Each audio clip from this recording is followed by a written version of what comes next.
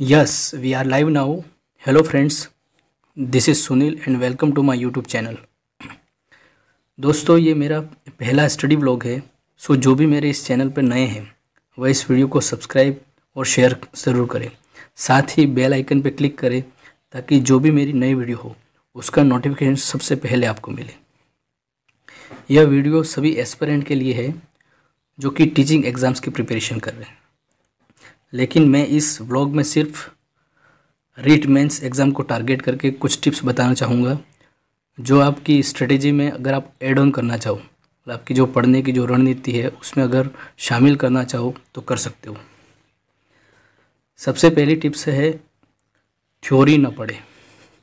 मतलब जैसे अब तक जैसे आपने गाइड बुक वगैरह बहुत कुछ पढ़ लिया डिटेल में, तो अब आपको क्या करना है, ओनली शॉर्ट नोट्स पढ़ने हैं आपके। जैसे आपके पास शॉर्ट नोट्स हो या फिर जैसे बुक्स में आपने हाईलाइट कर रखा हो, कोई शॉर्ट नोट्स प्रिपेयर नहीं कर रहा हो, अगर बुक्स में हाईलाइट कर रखा हो मेन पॉइंट, तो आप उसी को बार बार रिवाइज़ करें। तो बार बार उसी को रिवाइज़ करें।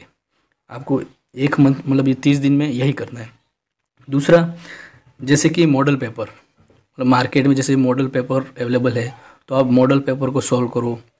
पुराने मतलब 10 साल के मतलब जो पेपर हैं वो सॉल्व करो।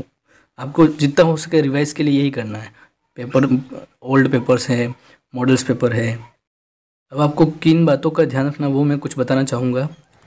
जैसे अब तक आपका सब पूरा हुआ हो या ना हुआ हो, मतलब जितना कोर्स आपका हो गया उसी का रिवीजन करें। और इस एक माह में बस 2 ही टारगेट रखें, एक तो दोहरान और दूसरा अभ्यास। मतलब बार बार रिवीजन करना है और प्रैक्टिस करनी है। और अपने आप का कंपेयर किसी से नहीं करना है। सबसे बड़ी बात, अगर आपका कोई फ्रेंड सर्कल है ना तो उससे अभी इस टाइम किसी क्वेश्चन को लेकर डिस्कशन करना है, कुछ भी नहीं करना है। क्योंकि डिस्कशन करने से क्या होता है कि आपने कितनी भी अच्छी तैयारी कर रखी हो, अगर आपके फ्रेंड ने या आपके क्लासमेट्स ने जो भी है उसने ऐसा क्वेश्चन पूछ लिया कि जो आपको नहीं आता हो, तो फिर आप उससे डीमोटिवेट हो जाएगा। इससे बेस्ट है आप अकेले रहे, सेल्फ खुद पे ध्यान दें। और सबसे बेस्ट चीज़ होती है आपको खुद पे विश्वास होना चाहिए। Believe in your self. जैसे आप रिवीजन करते हो तो अभी ये टारगेट सेट करें कि एक ही सब्जेक्ट का रिवीजन एक साथ ना करें। मतलब दिन में आपको कम से कम 2 या 3 सब्जेक्ट लेके पढ़ना है। जैसे कि आप जीके, साइको और लैंग्वेज, जो भी आपकी सब्जेक्ट है, तीनों को मतलब टाइम देना है एक ही दिन में।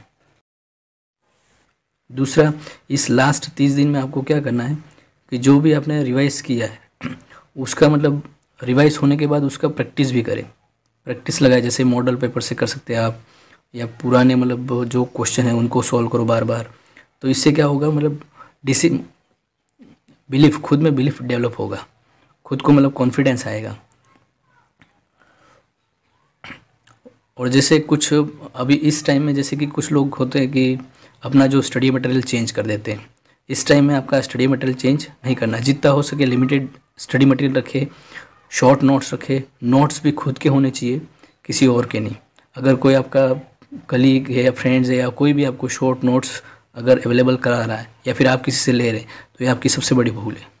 क्योंकि नोट्स है वो आपके लिखे ही आपको समझ में आएंगे, किसी और ने उसके हिसाब से नोट्स लिखे होंगे। तो इसलिए बेटर रहेगा कि आप खुद के नोट्स पढ़ें। नोट्स ना हो तो अब जैसे मार्केट में कुछ वन लाइनर्स है, आप उनका यूज़ कर सकते हो। वन लाइनर को पढ़ो। उस वन लाइनर को आप आराम से मतलब 30 दिन में 2 से 3 बार रिवाइज़ कर सकते हो। दूसरा, जैसे मॉडल पेपर है और वस्तुनिष्ठ मतलब ऑप्शनल बुक्स बहुत आती है। जैसे एमसीक्यूज़ होते हैं, एग्ज़ाम्स को टारगेट करके कुछ एमसीक्यूज़ पब्लिश की जाती है, तो उसको आप लाइए, उसको सॉल्व कीजिए। वन लाइनर है। और करंट, सबसे मस्ट लास्ट टाइम में आपको ध्यान देना है करंट पे। जो भी समसामयिक है आपके, मतलब जैसे रीट मेंस में भी करंट है तो उसको भी टारगेट करें। साथ ही मतलब जैसे इस टाइम में आप फ्रेंड्स लिमिटेड रखें। मतलब जैसे आप कहीं बाहर तैयारी कर रहे हो तो 2 फ्रेंड्स मिल के कर रहे हो तो बेटर है, कोई दिक्कत नहीं। लेकिन 2 से अगर 3 हुए तो फिर वो प्रिपरेशन नहीं हो पाती है। तो बेटर रहेगा आप 2 रहे, या सबसे बेस्ट है सिंगल। क्योंकि 2 रहोगे तो बोरियत फील नहीं होगी, किसी को मतलब अकेला पढ़ना अच्छा नहीं लगता है। तो 2 जने इनफ है, मतलब बेस्ट है। दूसरा, स्वयं के नोट्स पढ़े, मैंने बता दिया आपको। और खुद पे विश्वास, खुद पे कॉन्फिडेंस होना चाहिए। क्योंकि कॉन्फिडेंस ही ऐसी चीज़ है जो कि मतलब आधा सफ़र आपका तय कर देता है। मतलब आधी प्रॉब्लम आपकी वैसे ही सॉल्यूशन हो जाती है अगर आप में कॉन्फिडेंस है। डिजिटल टाइम में मतलब आजकल बहुत से ऐसे प्लेटफॉर्म हैं जो कि आपको प्री एग्ज़ाम है या फिर मेगा क्लासेस हैं, मतलब ऐसा कुछ मतलब देते हैं। तो ये मेगा क्लासेस, मैराथन क्लासेस 30 दिन के अंदर आपको इसमें यहाँ टाइम कंज्यूम नहीं करना है, क्योंकि मेगा क्लासेस या मैराथन क्लासेस क्या होती है, मतलब 6-6 घंटे 7-7 घंटे की क्लासें होती है। तो 6 घंटे 7 घंटे आप वहाँ कंज्यूम कर रहे हो, इससे बेस्ट है आप किसी एक सब्जेक्ट को कवर कर सकते हो। दूसरा, जैसे कि प्री एग्ज़ाम है, तो प्री एग्ज़ाम भी मतलब आपको वहाँ ज्वाइन नहीं करनी है। उसका रीज़न ये है कि वहाँ पे मतलब जैसे कि आपको मतलब रैंक देते हैं कि मतलब आपके ओवरऑल रैंक, मतलब जैसे 3 लाख बच्चों में आपकी रैंक है, तो फिर जैसे कि आपकी रैंक जो आप चाहते हो वो नहीं आई, तो फिर आप डीमोटिवेट हो। इससे अच्छा अगर आप में ये बिलीफ है कि ठीक है ये तो मैं एग्ज़ाम है, प्री एग्ज़ाम है, ऐसे ही दे रहा हूँ, आप इतना ज़्यादा लोड नहीं ले रहे हो, तो दिक्कत नहीं, आप ज्वाइन कर सकते हो। अदरवाइज आप उसको अवॉइड करो। नेक्स्ट है, जैसे आप मतलब टेस्ट सीरीज़ भी दे रहे हो, जैसे ऑफलाइन तो मैंने बता दिया मॉडल पेपर यूज़ कर सकते हो, लेकिन ऑनलाइन में अगर कोई टेस्ट सीरीज़ दे रहे हो तो वहाँ पे अपनी रैंक को ज़्यादा तवज्जो ना दे, क्योंकि रैंक मैटर नहीं करती है। आप मतलब प्रैक्टिस के लिए वो प्रैक्टिस कर रहे हो, टेस्ट सीरीज़ दे रहे हो, तो प्रैक्टिस पे ही ध्यान दो। मार्किंग क्या आ रही है, आपकी रैंक क्या है, वो आपको उस चीज़ को नहीं देखना है, क्योंकि आप रैंक और मार्किंग को देखोगे तो ऑब्वियसली आप डीमोटिवेट। चीज़ मैं आपको बताना चाहूँगा, नेगेटिव थिंकिंग।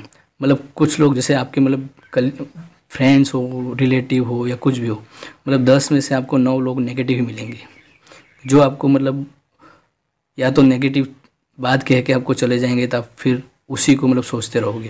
तो ये नेगेटिव लोगों से हमेशा दूर रहे, चाहे वो कोई भी हो, फ्रेंड्स हो, रिलेटिव हो, फैमिली मेम्बर हो, कुछ भी हो, उनसे दूर रहे।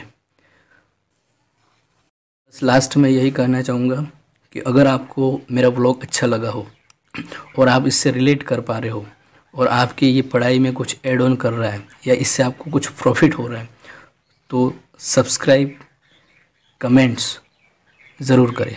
साथ ही किसी और को शेयर करें। अगर आपको मतलब ये आपके मतलब लिए यूज़फुल नहीं हो, या मतलब आपको मतलब किसी में मतलब ऐड ऑन नहीं कर रहा है आपकी पढ़ाई में या जो भी है, तो आप किसी और को शेयर करो। हो सकता है किसी और को थोड़ी हेल्प मिल जाए, क्योंकि बहुत से लोग ऐसे हैं जिनको मतलब ऐसे प्लेटफॉर्म नहीं मिल पाते, ना को वो ऑफलाइन कोचिंग कर सकता है, ना कोई ऐसा मोटिवेशन उसको मिल पाता है। तो यूट्यूब ऐसा ज़रिया है जिसके थ्रू वो अपने आप को मोटिवेट रख सकता है, इस टाइम में कॉन्फिडेंट रख सकता है और अपनी पढ़ाई को जारी रख सकते हैं।